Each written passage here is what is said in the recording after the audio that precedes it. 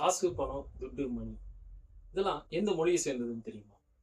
பிரெஞ்சுக்காரங்க நம்ம பாண்டிச்சேரி ஆட்சி செஞ்சப்ப வெளியிட்ட ஒன் டூடு பிரான்ஸ் காசு இது.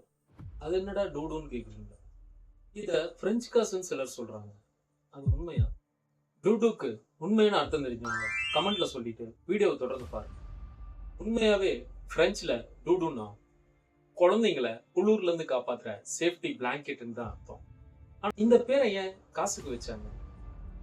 ஏன்னா இந்த காயினோட மதிப்பு ஒண்ணுங்கில் 128 ரூபாய். அதாவது 128 டூடு சேர்ந்ததுதான் ஒரு ரூபாய்.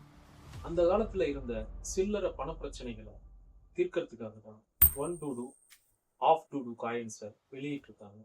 அப்ப காலங்காலமா நாம பேசுற துட்டுன்ற சொல் எங்கிருந்து வந்துச்சு?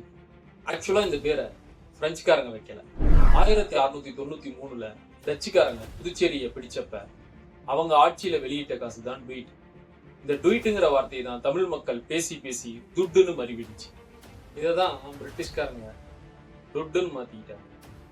பிரெஞ்சுக்காரங்க அவங்களுக்கு ஏற்ற மாதிரி டூடுன்னு மாத்திக்கிட்டாங்க. தமிழ், மலையாளம், கன்னடம், தெலுங்குன்னு தென்னிந்திய மக்கள் முழுக்க யூஸ் பண்ற துட்டுன்ற வார்த்தை ஒரு டச்சு வார்த்தை. என்ன ஷாக்கா இருக்கா? இந்த பயனுள்ள தகவல் உங்களுக்கு பிடிச்சிருந்தா இந்த வீடியோவை உங்க ஃப்ரெண்ட்ஸ் அண்ட் ஃபேமிலிக்கு ஷேர் பண்ணிட்டு மறக்காம லைக் பண்ணிடுங்க.